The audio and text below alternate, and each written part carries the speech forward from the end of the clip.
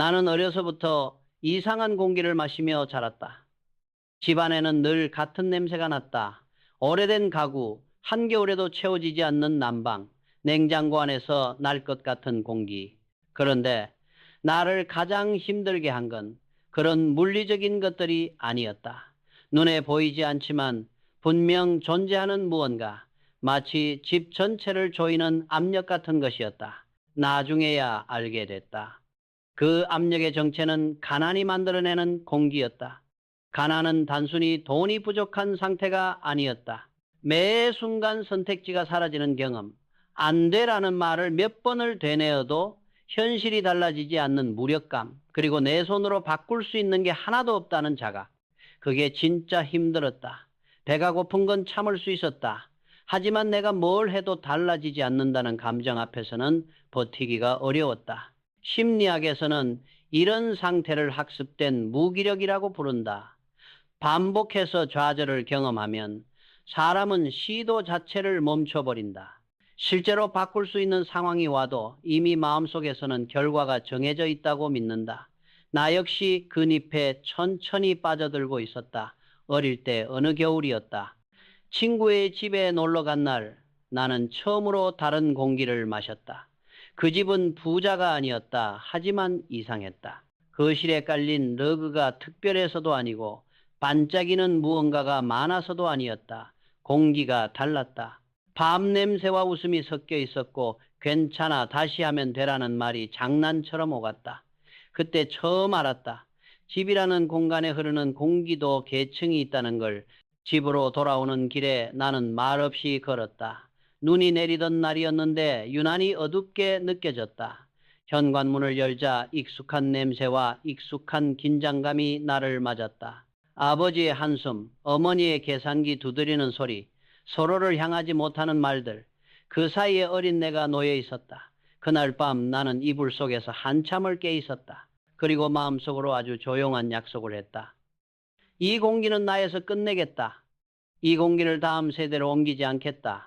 그 약속은 누군가에게 말한 적도 없고 기록한 적도 없다.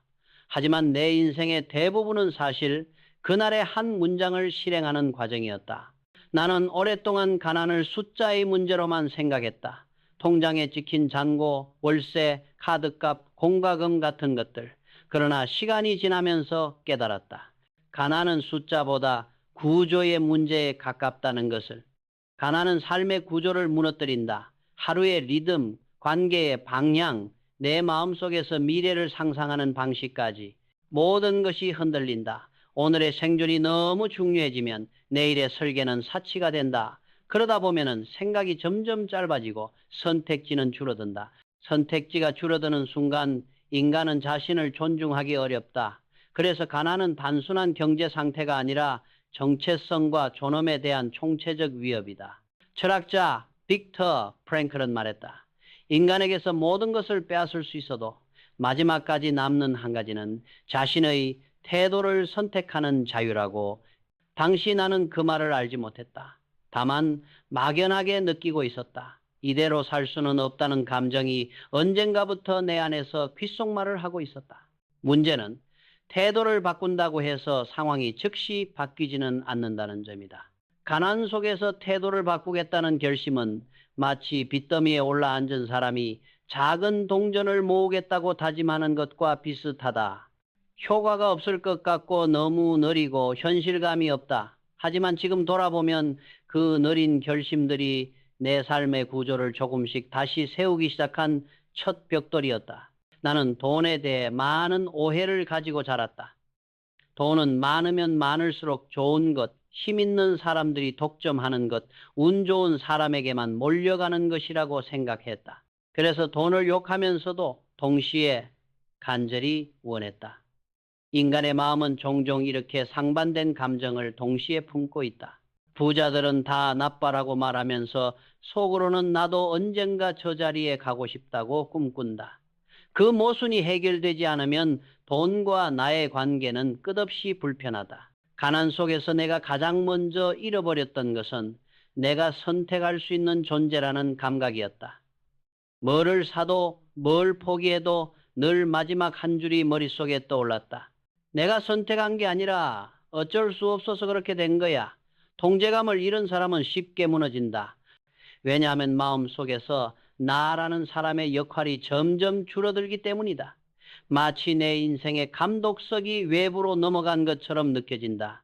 회사, 사회, 경제, 운, 환경 같은 단어들이 내 인생의 주인공이 되어버리고 나는 그저 무대에 끌려 나온 엑스트라가 된다. 나는 그 상태가 너무 싫었다. 그래서 한 가지를 바꾸기로 했다. 내 머릿속에서 돈이라는 단어를 바라보는 방식을 어느 날이었다. 우연히 한 교수의 강의를 보게 되었다. 그는 말했다. 돈은 감정이 아니라 구조입니다.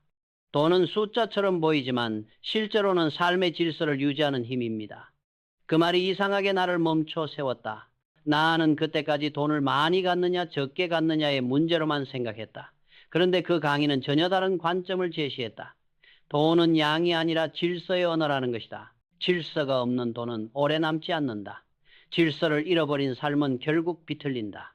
지출과 수입의 균형, 내가 감당할 수 있는 위험의 범위, 시간을 어떻게 나누어 쓰는지, 미래를 얼마나 계산하고 있는지, 이 모든 것이 돈의 문제이자 질서의 문제였다. 그때 처음으로 나는 깨달았다. 가난이 무서운 이유는 돈이 없어서가 아니라 질서를 만들 기회가 계속 밀려나기 때문이라는 것을, 당장 눈앞의 생존이 모든 에너지를 잡아먹기 때문에 구조를 설계할 여유가 사라진다. 하루를 버티기 바쁜 사람에게 10년 후의 복리 구조는 먼 나라의 이야기처럼 들린다. 그러나 역설적이게도 그때부터 나는 마음 깊은 곳에 한 가지 질문을 품고 살기 시작했다. 지금 이 혼란 속에서도 내가 만들 수 있는 가장 작은 질서는 무엇일까? 처음에 내가 한 일은 거창하지 않았다. 오히려 너무 하찮아 보여서 나 스스로도 몇 번이나 포기하고 싶었다. 예를 들어 이런 것들이다. 하루에 실제로 쓴 돈을 적어 보는 것. 아무리 힘들어도 월급의 아주 작은 일부는 손을 대지 않고 따로 옮겨두는 것. 감정이 격해졌을 때에는 돈과 관련된 결정을 하지 않는 것. 이런 사소한 행동들이었다. 그때는 몰랐다. 이 사소한 행동들이 사실은 내 삶의 구조를 다시 짜는 첫 문장이었다는 것을. 나는 밤이 되면 종종 상상을 했다. 아직 존재하지도 않는 미래의 나를 떠올려 보는 것이다. 빚이 없고 선택권이 있고 아이들에게 돈 때문에 이걸 못한다라는 말을 덜 해도 되는 삶, 상상만으로도 멀게 느껴졌다. 하지만 이상하게도 그 상상을 할 때마다 하루를 버티는 힘이 조금씩 생겼다. 철학자들은 현실을 직시하라고 말하지만 그들이 말하는 현실 직시는 절망에 빠져 있으라는 뜻이 아니다. 있는 그대로를 인정하되 그 안에서 내가 쉼 수 있는 가장 작은 핸들을 찾으라는 뜻이다. 내게 그 핸들은 돈을 바라보는 태도였다. 어느 날 신문에서 이런 문장을 읽었다. 부자는 돈을 많이 번 사람이 아니라 돈이 떠나지 않는 구조를 가진 사람이다. 그 문장을 읽는 순간 머릿속이 묘하게 정리되는 느낌을 받았다. 나는 그때까지 부자가 되는 것을 더 빨리, 더 많이 버는 것으로만 정의했다. 그러나 그 문장은 전혀 다른 방향을 가리키고 있었다.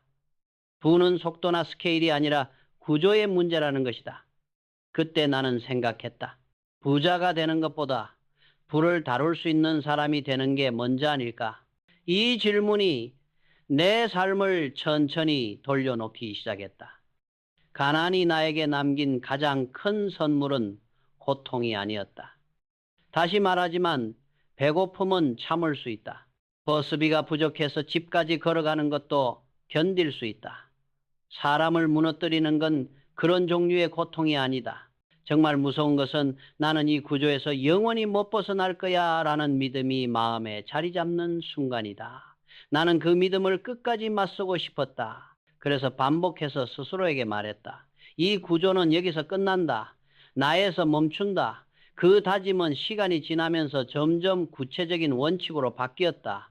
돈을 쓰는 방식, 버는 방식, 위험을 감수하는 방식, 사람과 일, 시간을 대하는 방식까지 모든 것의 구조라는 기준을 들이대기 시작했다.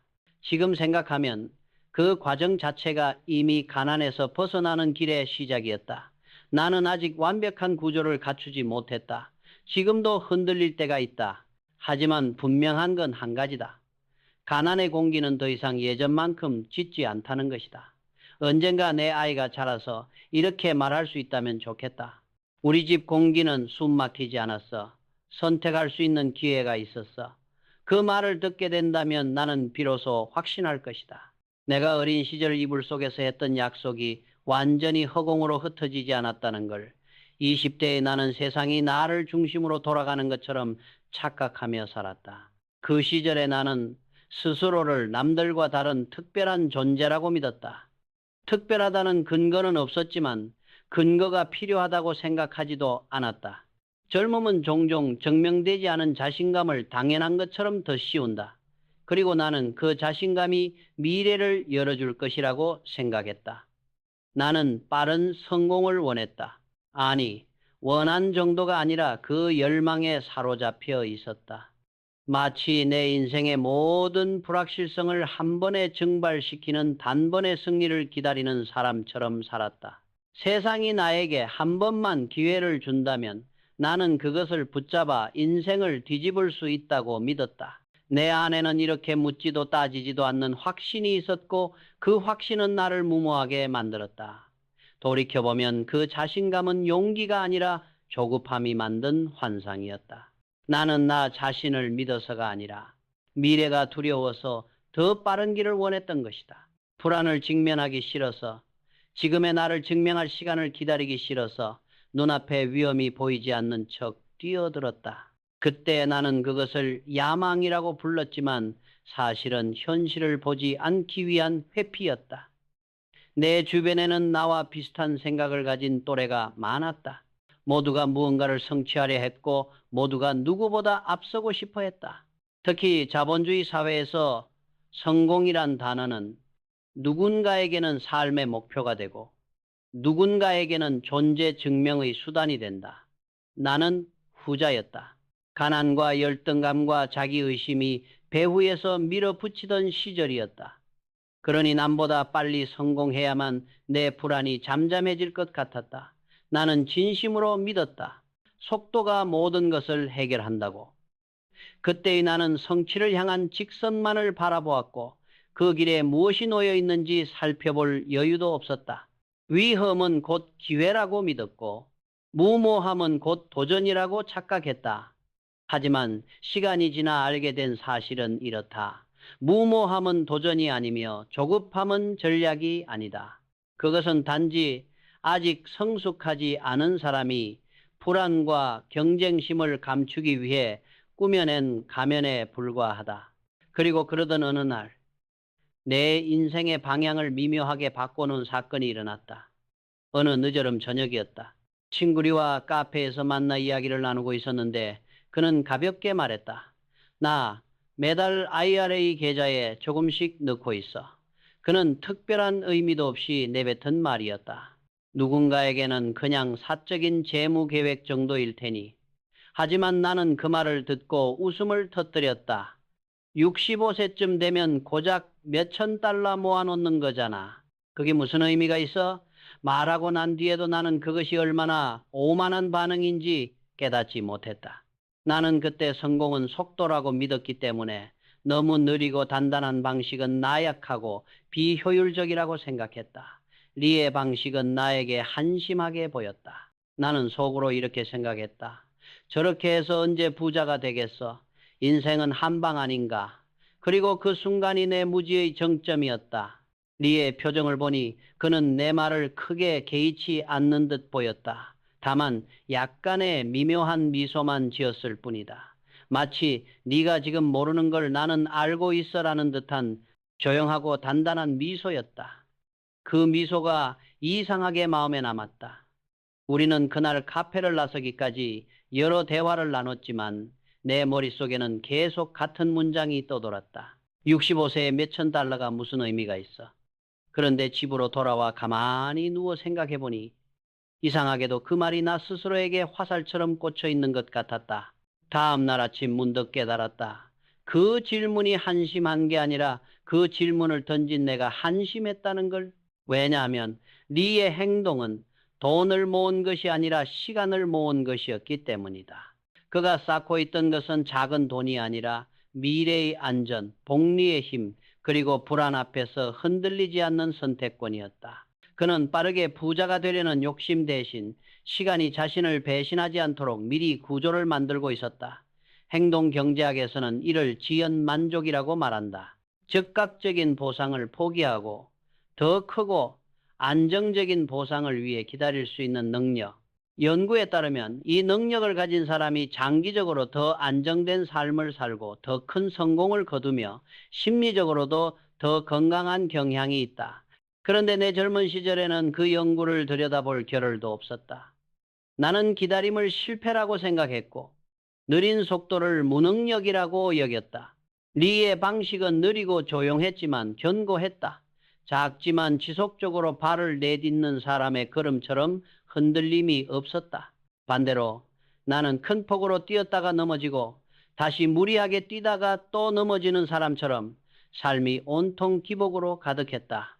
내 과거를 떠올리면 그때의 나는 마치 거친 파도 위에서 빠르게 노를 젓는 사람 같았다. 누구보다 빨리 나아가야 한다는 생각에 정신없이 몸을 기울였지만 정작 내가 향하고 있는 방향은 제대로 살펴보지 않았다. 반면 리는 잔잔한 물 위에서 일정한 리듬으로 노를 젓고 있었다. 속도는 느렸지만 방향은 정확했다. 그리고 결국 더 멀리 갔다. 내가 두려워했던 것은 사실 느린 속도가 아니었다. 나는 기다려도 아무것도 변하지 않을까봐 두려웠던 것이다. 젊은 시절의 불안은 종종 그렇게 모양을 바꾸어 나타난다. 조급함이라는 껍데기를 쓰고 있지만 그 안에는 과연 나는 성공할 수 있을까? 라는 본질적인 의심이 숨어 있다. 나는 그 의심을 직면하기 싫어서 더 빠른 길만 찾았고 그 빠른 길을 찾는 과정에서 더 많은 위험을 끌어당기고 있었다. 리와의 사건 이후 나는 스스로에게 질문을 던지기 시작했다. 지금 내가 원하는 건 정말 성공인가? 아니면 불안해서 빨리 도망치고 싶은 마음인가? 대답은 너무 분명해서 오히려 아팠다. 나는 성공을 원한다고 말했지만 사실은 도망치고 있었다. 내 인생의 공백, 과거의 상처, 불안이 드러나는 것이 두려웠던 것이다. 그래서 나는 그 공백을 큰 성공이라는 포장지로 감추려 했다. 그동안 내가 이해하지 못했던 또 하나의 사실은 이렇다. 세상에는 빠르게 성장하는 성공이 있는가 하면 빠르게 무너지는 성공도 있다. 속도만 추구하면 후자는 피할 수 없다. 견고한 기반 없이 쌓인 성공은 모래성처럼 무너진다. 겉으로는 화려해 보이지만 손가락으로 살짝 건드리기만 해도 금이 간다. 나는 바로 그런 모래성을 만들고 있었다. 그 당시 언론에 내 이름이 오르기 시작했을 때 나는 취했다. 마치 세상이 나의 가능성을 인정한 것처럼 느꼈고 그 기세를 몰아 계속 위험한 선택을 했다. 창업을 여러 번 했고 몇 번은 운 좋게 성공했다. 문제는 그 다음이었다. 성공할수록 나는 점점 더 자신을 과대평가했고 더 큰 위험을 용기라고 착각했다. 그때의 용기는 사실 무지가 만든 충동이었다. 어느 철학자는 이렇게 말했다. 오만은 가장 달콤한 독이다. 그 말이 왜 사실인지 나는 너무 늦게 깨달았다. 오만은 초기에 달콤하게 느껴진다.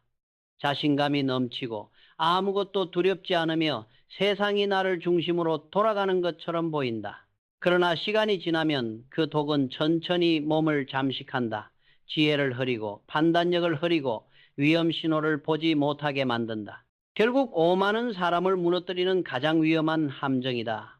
리와의 작고 조용한 습관, 나의 시끄럽고 빠른 욕망, 이 대비는 시간이 지나면서 더욱 선명해졌다. 나는 한 방을 노리며 불안 속에 잠들었고 리는 작은 액수를 쌓으며 평온하게 잠들었다. 나는 내일이 두려웠고 그는 내일을 계획했다. 나는 성공을 원했지만 준비되지 않았고 그는 천천히 준비되면서 성공을 향해 갔다. 어느 날 나는 스스로에게 묻지 않을 수 없었다. 만약 그때 내가 리처럼 작고 단단한 길을 선택했다면 내 인생은 얼마나 달라졌을까? 그 질문은 아직도 내 가슴 깊은 곳에 남아있다. 하지만 후회만 남긴 것은 아니다. 오히려 그 질문 덕분에 나는 처음으로 나의 오만을 정면으로 바라볼 수 있었다. 더 이상 외면하지 않을 용기가 생겼고 내 속도를 줄여야 한다는 사실을 인정할 수 있었다. 젊음은 종종 자기만의 신화를 만든다. 나는 남들과 다르다. 나는 조금만 하면 크게 성공할 사람이다. 나는 지름길을 알아낼 수 있다. 그러나 시간이 흐르면 우리는 깨닫는다. 인생에서 가장 큰 힘을 가진 것은 지름길이 아니라 구조이고 속도가 아니라 방향이며 조급함이 아니라 지속성이라는 걸 나는 그 깨달음을 얻기까지 너무 많은 비용을 지불했다. 그러나 중요한 것은 그 깨달음이 나의 삶을 완전히 다른 방향으로 이끌기 시작했다는 점이다. 그리고 그 방향 전환은 바로 여기서 시작되었다. 리의 조용한 문장 앞에서 내 오만을 처음 마주했던 그 순간 나는 성공을 너무 쉽게 믿었다. 그리고 성공이 나를 지켜줄 거라고 불안까지 사라지게 해줄 거라고 생각했다. 하지만 현실은 정반대였다. 성공은 나를 안정시키지 않았다. 오히려 내가 쌓아 올린 얇은 자신감 위로 더 많은 불안을 밀어넣었다. 빛나는 성취가 있을수록 그 뒤편에 숨겨진 균열은 점점 더 깊어지고 있었다. 창업을 하며 몇 번의 성과를 거두었을 때 세상은 내 이름을 조금씩 기억하기 시작했다. 인터뷰 요청이 들어오고 작은 강연 자리가 생기고 언론 기사에서 내 이름이 언급됐다. 그 모든 순간이 나를 고무시키고 흥분하게 했다. 내가 드디어 되는 사람이 되었구나라는 착각은 달콤했고 나는 그 달콤함을 거부하지 못했다. 그러나 성공은 양날의 검이었다. 사람들은 내가 올라서는 모습만 보았지만 나는 뒤에서 무너지고 있었다. 성공이 커질수록 나를 향해 몰려오는 기대와 요구도 커졌다. 그 기대 앞에서 나는 두 가지 감정을 동시에 느꼈다. 맞아, 나는 이런 대우를 받을 사람이지라는 오만, 그리고 혹시 이번에는 들킬까라는 불안. 이 두 감정은 언제나 함께 움직였다. 오만은 내 속을 부풀렸고 불안은 그 속을 조용히 갉아먹었다. 나는 계속 스스로에게 말했다. 더 빨리, 더 크게, 더 위험하게 가야 해. 그러지 않으면 뒤처질 것 같았다. 한번 올라탄 파도에서 떨어지는 순간 모든 것이 끝날 것만 같았다. 그때 나는 몰랐다. 파도 위에 오래 서 있는 방법은 더 빠르게 노를 젓는 것이 아니라 균형을 배우는 것이라는 사실을. 속도는 균형의 대체물이 될 수 없다는 사실을. 그러던 시기 세상은 내 의지와 상관없이 크게 흔들리기 시작했다.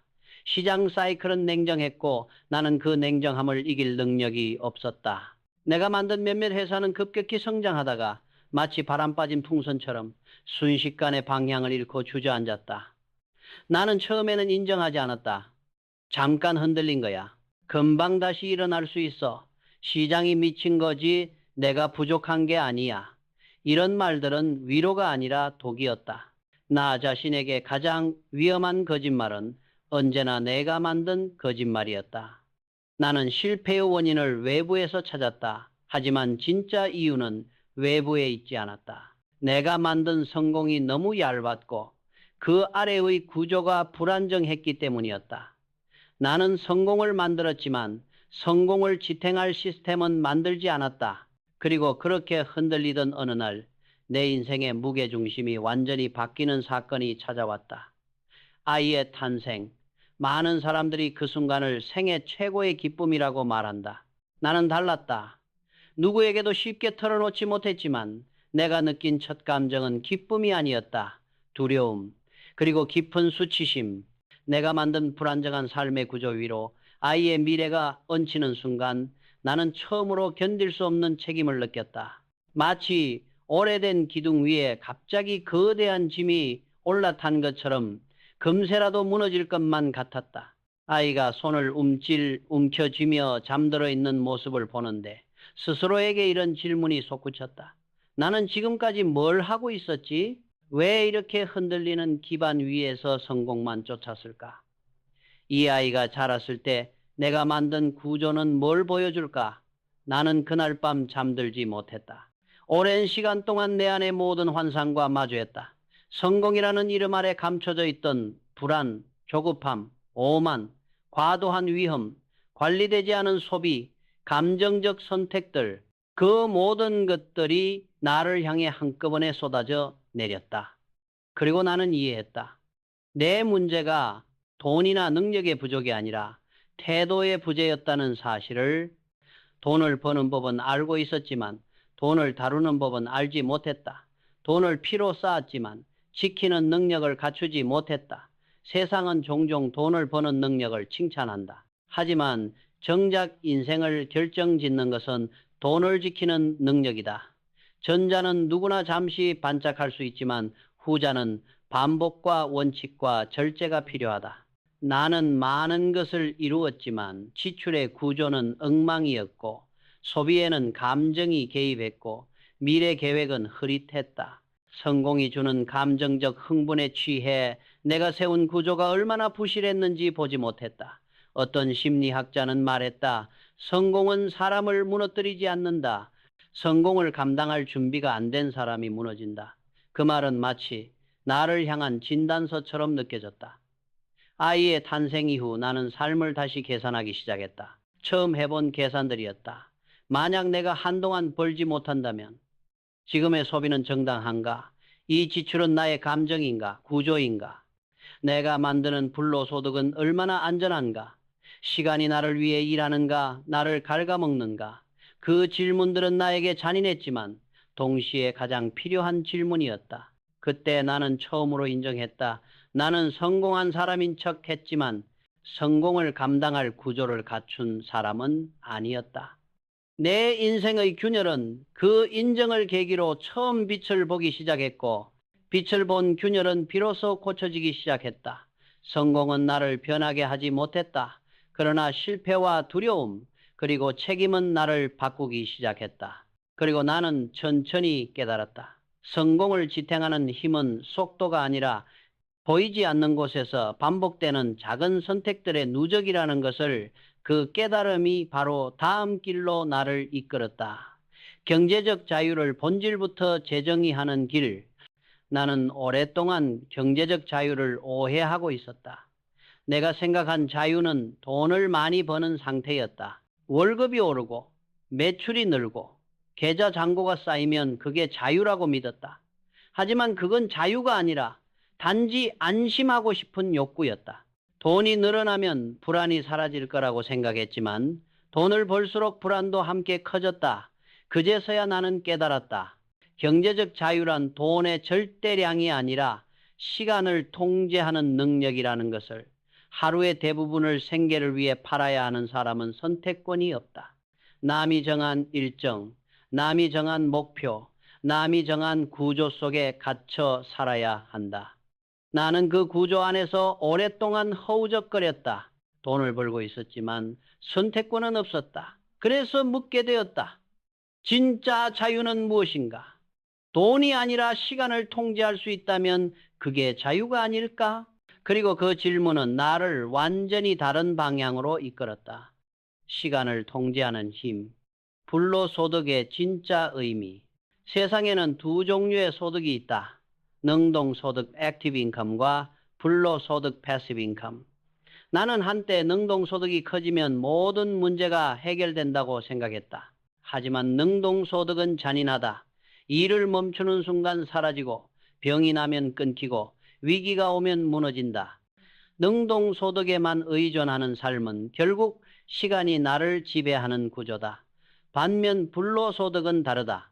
내가 잠들 때도 쉬고 있을 때도 아이와 시간을 보내고 있을 때도 흘러든다. 불로소득이 생활비를 넘어서는 순간 시간은 비로소 나의 것이 된다. 일은 생존의 의무가 아니라 선택의 활동이 된다. 나는 그 구조를 너무 늦게 이해했다. 그전까지는 돈을 더 벌어야 한다는 생각뿐이었다. 하지만 어느 날 문득 깨달았다. 내가 원하는 건 더 많은 돈이 아니라 더 많은 선택권이구나. 돈은 선택권을 주는 도구였고 선택권은 시간을 되찾는 힘이었다. 이 깨달음은 내가 돈을 바라보는 방식을 근본적으로 바꾸었다. 경제적 자유는 금액이 아니라 구조의 문제다. 나는 한동안 경제적 자유를 계산할 수 없는 막연한 꿈이라고 생각했다. 하지만 실제로는 아주 단순하다. 당신의 연간 지출이 3천만 원이고 연간 불로소득이 3천만 원 이상이면 그 순간 이미 경제적 자유를 이룬 것이다. 단 하나의 조건. 불로소득존 생활비. 문제는 대부분의 사람들이 얼마가 들어오고 얼마가 나가는지조차 정확히 계산하지 않는다는 점이다. 피터 드러커는 말했다. 측정할 수 없는 것은 관리할 수 없다. 기업 경영에서만이 아니라 개인 재정에도 똑같이 적용되는 원리다. 나는 예전에 이런 계산을 하지 않았다. 얼마를 쓰고 있는지, 얼마를 벌어야 편안한지, 지출 중 어느 부분이 반복되는지조차 알지 못했다. 그러니 경제적 자유는 꿈이 아니라 혼란이었다. 숫자를 정확히 알고 난 뒤에야 나는 처음으로 자유를 관리 가능한 목표로 볼 수 있었다. 구조는 습관에서 만들어진다. 경제적 자유의 핵심은 구조다. 그리고 구조의 시작은 습관이다. 사람들은 흔히 돈을 벌면 부자가 된다고 생각하지만 부자는 버는 순간이 아니라 지출이 구조화되는 순간 태어난다. 지출을 일정하게 유지하는 것, 감정이 아닌 원칙으로 소비하는 것, 정해진 금액을 자동 투자로 전환하는 것. 이 모든 작은 행동이 쌓여 하나의 구조가 된다. 부자들은 이렇게 말하지 않는다. 이번 달은 많이 벌었으니 좀 써도 되겠지. 그들은 이렇게 말한다. 나는 원래 이렇게 사는 사람이다. 즉, 습관이 정체성이 되고 정체성이 구조를 만든다. 그 구조가 완성되기 시작하면은 불안 대신 관찰이 생긴다. 조급함 대신 준비가 생긴다. 감정적 소비 대신 원칙의 선택이 생긴다. 인생이 흔들리는 이유는 대부분 구조가 없기 때문이다. 구조가 없으면은 성공은 모래성이고 행운은 금세 날아간다. 나는 그 사실을 깨닫는데 너무 오래 걸렸다. 복리의 시간, 가장 조용하고 가장 강력한 힘. 나는 젊을 때 시간을 비용처럼 사용했다. 밤을 새우면 성공에 가까워지는 줄 알았고 몸을 갈아 넣으면 인정받을 줄 알았다. 그러나 시간은 쓰는 것이 아니라 복리로 불려야 하는 자산이었다. 워런 버핏이 부의 대부분을 50세 이후에 이루었다는 사실은 재능보다 구조와 시간이 가진 힘을 증명한다. 복리는 빠른 사람에게 미소 짓지 않는다. 지속적으로 반복하는 사람에게만 문을 연다. 문제는 대부분의 사람들이 복리가 꽃필 만큼 기다리지 못한다는 것이다. 조급함이 시간을 잘라버리고 충동 소비가 구조를 부수고 불안이 결정을 흐린다. 나는 그 단절을 수도 없이 경험했다. 그리고 그 대가를 혹독하게 치렀다. 하지만 깨달았다. 부자는 돈으로 부자가 되는 것이 아니라 시간과 친구가 되는 사람이다. 경제적 자유는 결국 시간의 문제. 돈을 많이 버는 사람도 시간을 잃으면 가난하다. 돈이 적어도 시간을 선택할 수 있다면 이미 부자다. 나는 그 사실을 늦게 배웠지만 이제는 누구보다 확신한다.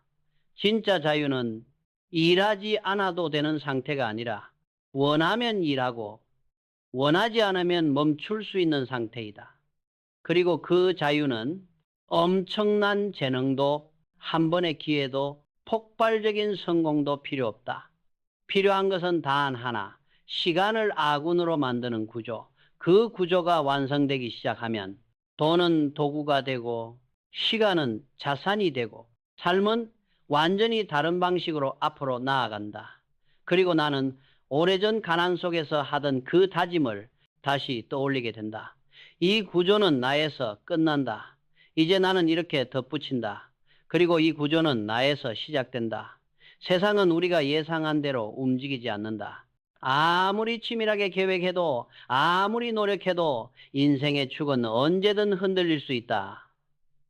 불확실성은 삶의 본질이자 우리가 절대 피할 수 없는 그림자다. 그러나 그 그림자 앞에서 사람들의 운명은 갈린다. 준비된 사람은 위기 속에서 버티고 성장하지만 준비되지 않은 사람은 같은 상황에서 무너진다. 나는 이 사실을 뒤늦게 몸으로 배웠다. 위기는 올까의 문제가 아니라 언제 오느냐의 문제였다. 내 인생에서 가장 큰 충격들은 언제나 갑작스럽게 찾아왔다. 시장 붕괴, 예상 못한 실패, 회사의 급락, 외부 요인의 변수들. 나는 그와 같은 위기를 맞을 때마다 깨달았다. 세상은 한 번도 나의 준비 상태를 확인하고 찾아오지 않는다는 것을. 내가 준비되든 말든 위기는 온다. 그것이 불확실성의 잔인한 논리다. 그러나 그 위기를 통과하는 방식은 논리가 아니라 구조에 의해 결정된다. 누군가는 위기 속에서 기회를 잡고 누군가는 그대로 주저앉는다. 사람의 능력이 아니라 그가 평소에 만들어둔 구조가 그 차이를 만든다. 비상금 삶을 지탱하는 가장 단순한 방패. 나는 한때 이렇게 생각했다. 비상금은 돈 없는 사람들이나 쌓는 것 아닌가. 지금 생각하면 얼마나 어리석은 착각이었는지 모른다. 비상금은 단순한 금융적 완충 장치가 아니다. 그것은 선택권의 마지막 보루다. 갑작스러운 의료비, 이사비용, 사고, 가족의 문제, 혹은 단 한 달의 공백조차 견딜 수 없는 상황에 놓이면 사람은 가장 비싼 대가를 지불하게 된다. 바로 빚이다. 빚은 숫자가 아니다. 빚은 시간을 훔쳐간다. 나의 미래 소득을 지출로 바꾸며 선택권을 강제로 제거한다. 나는 비상금이 없는 삶이 얼마나 쉽게 무너지는지를 여러 번 경험했다. 그리고 깨달았다. 비상금의 유무가 인생의 안정성을 가르는 가장 원초적인 기준이라는 것을 더 버는 사람이 아니라 더 준비된 사람이 위기를 버틴다. 유연함, 원칙을 잃지 않으면서 방향을 바꾸는 능력. 나는 오랫동안 변화를 두려워했다. 계획을 수정하는 것은 실패라고 생각했고 처음 세운 방향을 끝까지 지키는 것이 강함이라고 믿었다. 하지만 인생은 내가 만든 계획이 아니라 내가 고쳐 쓰는 계획으로 만들어졌다. 진짜 강한 사람은 신념은 지키되 방법은 바꿀 줄 아는 사람이다. 원칙은 굳게 붙들지만 전략은 유연하게 조정하는 사람이다. 나는 한동안 이 유연함을 무책임과 혼동했다. 하지만 시간이 지나면서 알게 되었다. 유연함은 흔들림이 아니라 지속 가능성의 조건이라는 것을. 바람을 멈출 수 없지만 돛의 방향을 조절할 수 있다. 인생도 똑같다. 전문가의 도움, 시간을 지키는 가장 현명한 투자, 성공이 어느 정도 쌓이고 재정이 커지자 나는 거의 모든 것을 혼자 해결하려 했다.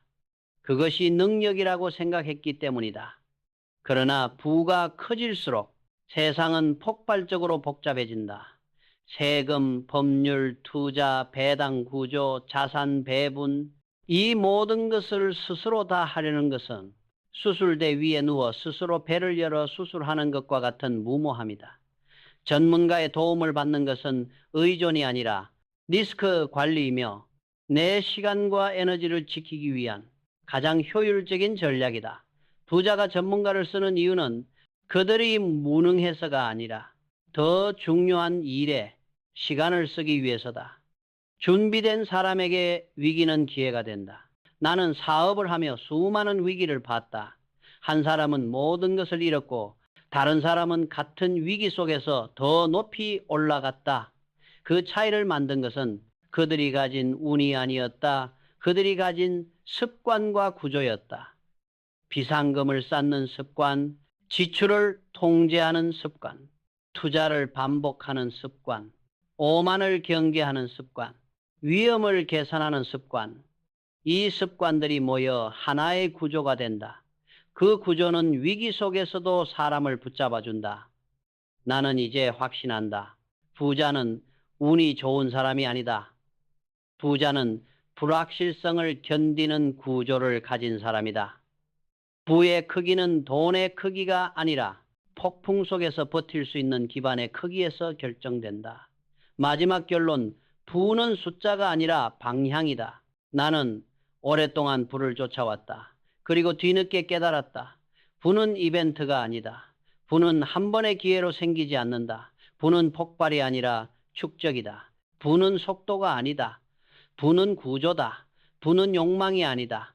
부는 반복이다. 부는 재능이 아니다. 부는 습관이다. 언젠가가 아니라 오늘의 선택이 미래를 만든다. 특별함이 아니라 일관성이 자유를 만든다. 운이 아니라 구조가 삶을 지킨다. 가난은 나에게 고통을 주었지만 그 고통은 결국 이런 진실을 가르쳐 주었다. 불안, 돈을 모으는 기술이 아니라 삶을 다루는 태도라는 것을 나는 이제 말할 수 있다. 부는 나를 변화시킨 것이 아니라 내가 부를 대하는 태도가 나를 변화시켰다. 그리고 이 태도는 재능이 없어도 돈이 많지 않아도 누구나 시작할 수 있다. 필요한 것은 단 하나. 원칙을 지키는 용기와 반복을 견디는 인내, 조용한 축적. 이 축적이 어느 날 삶을 완전히 바꿔놓는다.